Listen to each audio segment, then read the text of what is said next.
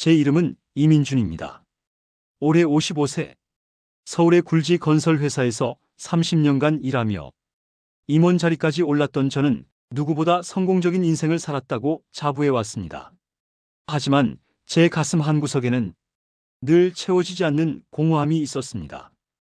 그것은 바로 젊은 시절 독일 유학을 포기하고 가업과 책임감이라는 현실을 택하며 접어두었던 자동차 설계 기술자가 되겠다는 꿈이었습니다. 30년간의 직장 생활을 뒤로하고 명예퇴직을 한 후 저는 마침내 그 꿈을 다시 꺼내 들었습니다. 가족에게는 늦은 휴가라고 둘러댔지만 사실 저는 독일로 건너가 세계적인 자동차 회사의 전문직이나 기술 파트너 자리를 얻기 위해 재취업을 준비하고 있었습니다. 저에게는 아직 건재한 경험과 기술적 통찰력이 남아있다고 확신했습니다. 저의 최종 목표는 독일 자동차 공학의 심장부인 아우토 슈투트 오토 STUTT의 기술 파트너가 되어 과거의 회한을 싣는 것이었습니다. 이를 위해 저는 뮌헨으로 건너왔고 현지에서 언어 능력과 최신 기술 동향을 익히기 위해 뮌헨의 한 어학원 최고급 과정반에 등록했습니다. 그곳에서 저는 안나 슈미트를 만났습니다. 안나는 52세, 뮌헨에서 자신의 이름을 건 건축사무소를 운영하는 건축가였습니다. 그녀는 이혼 후 독립적으로 커리어를 쌓았고 타인의 시선이나 전통에 얽매이지 않는 자유롭고 진취적인 독일 여성의 표본이었습니다. 안나는 취미로 한국 문화와 언어를 배우기 위해 그 반에 등록했다고 했습니다. 저는 강의실에서 안나와 짝이 되었고 처음에는 단순한 언어 교환 파트너였습니다. 제가 어려운 독일어 문법을 물어보면 안나는 제가 한국의 미래 기술과 경제 동향에 대해 이야기하는 것을 듣고 싶어 했습니다. 민준 씨, 당신은 숫자를 읽는 통찰력이 있어요. 하지만 숫자가 아닌 그 뒤에 있는 사람의 삶을 읽는 능력은 아직 부족해요. 어느 날 그녀가 제가 쓴 경제 보고서를 보며 말했습니다. 그녀는 제게 기술이 인류에게 주는 영향에 대해 끝없이 질문했고 저는 그녀와의 대화를 통해 오랫동안 잊고 살았던 사람을 위한 공학이라는 가치를 다시 발견했습니다. 우리는 성공과 명예라는 겉껍질을 벗고 인생의 깊이를 공유하며 급격히 가까워졌습니다.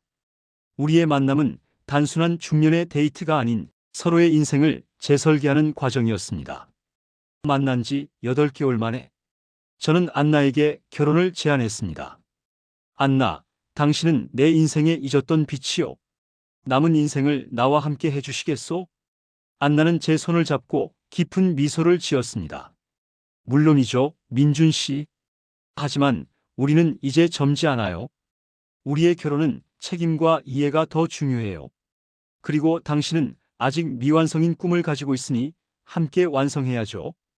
결혼을 약속한 후 저희는 한국 문화를 더 깊이 이해하기 위해 서울의 한 K-컬처 박람회에 참가했습니다. 그날 예상치 못한 사고가 저희에게 닥쳤습니다. 박람회장을 걷던 중 갑자기 소란이 일었고 인파 속에서 한 남성이 쓰러지는 것을 발견했습니다. 옆에는 안나의 한국 유학 중인 딸 에바가 있었습니다. 남성이 갑자기 발작을 일으키며 넘어지자 에바가 놀라 몸을 피하려다가 균형을 잃고 난간 쪽으로 쏠리는 것을 보았습니다. 저는 반사적으로 몸을 던져 에바를 붙잡아 난간 충돌을 막았습니다. 하지만 그 충격으로 저는 뒤로 넘어지며 머리를 단단한 구조물에 강하게 부딪혔습니다. 병원 응급실에서 깨어났을 때 안나가 제 옆에서 울고 있었습니다. 두통보다 먼저 찾아온 것은 시야의 급격한 흐릿함이었습니다. 급성 시신경 손상 및 황반 변성입니다. 충격으로 인해 시신경에 심각한 손상이 왔습니다. 특히 황반 부분이 급격히 파괴되고 있어 영구적인 시력 저하가 예상됩니다. 특히 정밀한 작업을 요하는 기술직은 포기하셔야 합니다. 의사의 청천벽력 같은 말에 저는 절망했습니다. 아우토 슈투트 입사라는 황혼의 꿈이 제가 그토록 중요시했던 능력과 명예가 한순간에 무너지는 것을 느꼈습니다. 사고 후 저는 급격히 진행되는 시력 저하로 인해 모든 희망을 잃었습니다. 뮌헨으로 돌아왔지만 제가 할 수 있는 일은 없었습니다. 안나는 저를 헌신적으로 돌보았지만 저는 제 자신이 짐이 되었다는 생각에 괴로웠습니다. 안나, 나는 이제 당신에게 아무것도 해줄 수 없소. 결혼은 없던 일로 합시다. 명예퇴직금으로 한국에 돌아가 조용히 살겠소. 저는 저의 떨어진 능력과 수치심 때문에 안나를 밀어냈습니다. 50대 남자가 직업적 성취 없이 여성에게 의존한다는 것은 제 자존심이 허락하지 않는 일이었습니다. 하지만 안나는 제 손을 잡고 단호하게 말했습니다. 민준 씨, 당신은 나에게 능력이 아니라 삶의 통찰력을 줬어요. 나는 이미 당신을 존경하고 사랑해요. 나에게 필요한 것은 당신의 존재이지 당신의 직함이 아니에요. 저희의 결혼은 양가 모두에게 격렬한 반대에 부딪혔습니다. 특히 50대 중년의 결혼이라는 점에서 자식 세대와 부모 세대의 근본적인 가치관 차이가 극명하게 드러났습니다. 1. 한국 어머니 김영자 여사 80대. 어머니는 아들이 이영만리에서 시력까지 잃고 돌아온다는 사실에 충격받으셨지만 외국인 며느리에 대한 반대는 여전했습니다. 외국인이고 나발이고 그 나이에 눈까지 안 보이는 너와 뭘 어쩌겠다는 거냐? 민준아, 그 여자 놓고 당장 한국 들어와. 네가 늙어서 짐덩이 될 생각 말고 엄마 옆에서 지내야지. 어머니는 시력도 잃은 아들의 노후가 큰 걱정이었습니다. 2. 독일 장인 게르하르트 슐츠 회장 80대. 슐츠 회장은 안나의 아버지이자 독일 최대 자동차 부품 및 설계 그룹인 숄츠 그룹의 회장이었습니다. 그리고 그 그룹의 핵심 파트너사가 바로 민준이 꿈꾸던 아우토 슈투트였습니다. 안나, 정신 차려라. 이민준은 이미 은퇴한 중년이고 지금은 시력까지 잃었어. 너는 아직 커리어가 건재한데 왜 그의 남은 인생을 네가 책임지려 하느냐? 나는 내가 남은 인생을 간병하며 낭비하는 것을 원치 않는다. 슐츠 회장에게는 안나의 안정적인 삶과 명예가 중요했습니다. 특히 그는 민준의 시력 상실이 아우토 슈투트와 관련된 중요한 기술 정보 유출이나 경쟁사에 대한 불안정 요인이 될까봐 우려했습니다. 저는 안나의 아버지가 슐츠 그룹의 회장이자 아우토 슈투트의 최대 기술 파트너라는 사실을 알게 되었습니다. 안나는 제게 진실을 털어놓았습니다. 아버지에게는 당신이 나에게 주는 감정적인 충격보다 당신이 시력을 잃은 상태에서 우리 계열사에 어떤 식으로든 취업하거나 관련 정보를 다루게 되는 것이 더 큰 불안정 요소였어요.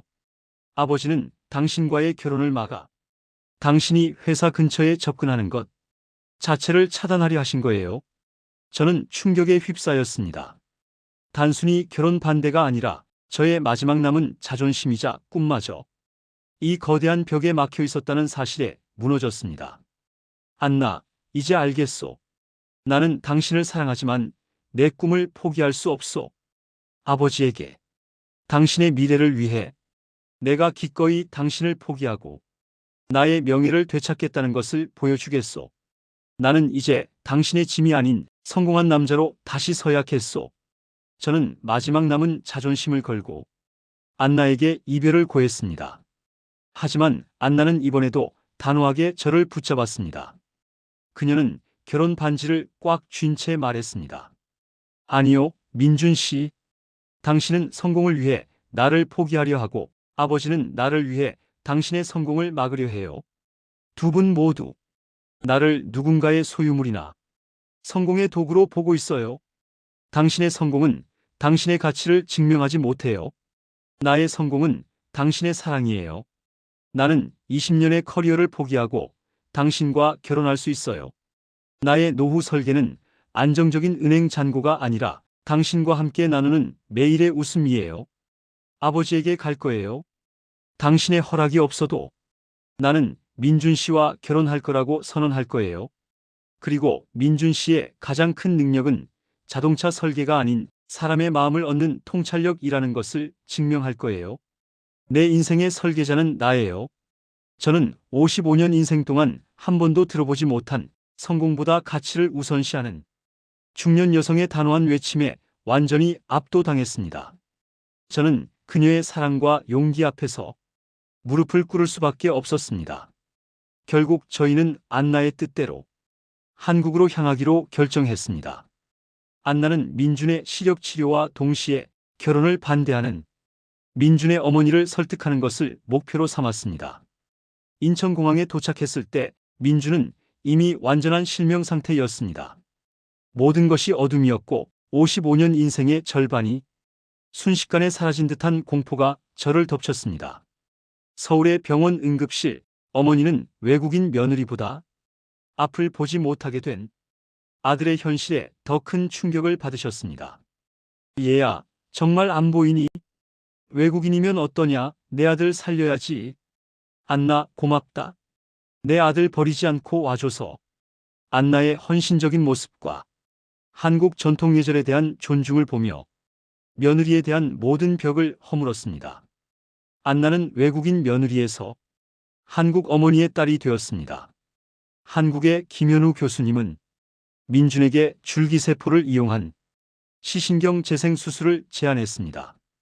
50대의 나이와 이미 심하게 손상된 시신경 때문에 성공률은 60%에 불과했지만 민준은 마지막 희망을 걸기로 했습니다. 수술 전날 밤 안나와 어머니는 밤새 병실을 지키며 기도했습니다. 이들의 간절한 사랑은 기적을 만들었습니다. 수술은 성공적이었고 일주일 후 붕대를 풀었을 때 민준은 희미하게나마 세상을 다시 볼 수 있었습니다. 민준이 처음으로 또렷하게 본 것은 눈물로 번진 안나의 얼굴과 옆에서 흐느끼는 어머니의 주름진 얼굴이었습니다. 고맙다, 우리 딸. 내가 우리 민준이를 살렸어. 어머니는 안나를 꼭 껴안으며 울었고 민준은 시력을 되찾았을 뿐 아니라 진정한 가족의 사랑을 되찾았음을 깨달았습니다. 민준의 기적적인 회복 소식은 독일에까지 전해졌습니다. 한국을 방문한 슐츠 회장은 병실에서 안나와 밝은 모습으로 있는 민준을 보고 그는 민준과 어머니 안나 앞에서 고개를 숙였습니다. 민준, 자네의 용기와 그리고 안나의 굳은 사랑을 보았네. 내가 틀렸어. 자네의 가치는 능력이나 시력이 아닌 사람의 마음을 움직이는 힘이었네. 자네의 기술적 통찰력은 여전히 우리 회사에 필요하네. 아우토슈투트의 미래 전략 고문으로 합류해주게. 나의 오해였네. 슐츠 회장은 민준이 그토록 꿈꾸던 꿈의 직함을 제안했습니다. 하지만 민준은 단호하게 거절했습니다. 회장님, 감사합니다. 하지만 제 목표는 더 이상 아우토슈투트가 아닙니다. 저는 한국에서 새로운 꿈을 찾았습니다. 저처럼 시력을 잃은 사람들을 위한 공학과 건축을 융합한 유니버설 디자인 컨설팅을 시작할 것입니다. 한국에서 받은 사랑과 은혜를 나누는 것이 저의 남은 인생 설계입니다. 민준은 명예 대신 가치를 택했습니다. 회장님은 민준의 새로운 비전에 감동하여 민준의 프로젝트에 슐츠 그룹의 전폭적인 투자와 지원을 약속했습니다. 민준과 안나는 한국에 정착했습니다. 두 사람은 황혼의 빈 라이트 오브 더 골든 에이지 재단을 설립하고 시각장애인을 위한 건축공학 그리고 사회 적응 프로그램을 개발했습니다. 민준의 공학적 경험과 안나의 건축적 통찰력이 결합된 이 프로그램은 큰 성공을 거두었습니다. 55세에 시작된 민준의 두 번째 인생은 과거의 성공보다 훨씬 더 의미 있고 빛나는 것이었습니다. 민준은 시력을 잃었을 때 느꼈던 절망과 공포가 오히려 인생의 진정한 가치와 무조건적인 가족의 사랑을 깨닫게 해준 축복이었음을 깨달았습니다. 황혼기에 접어든 그들의 삶은 성공은 명예가 아니라 나눔이라는 메시지를 세상에 전하며 가장 아름다운 빛을 발하고 있습니다.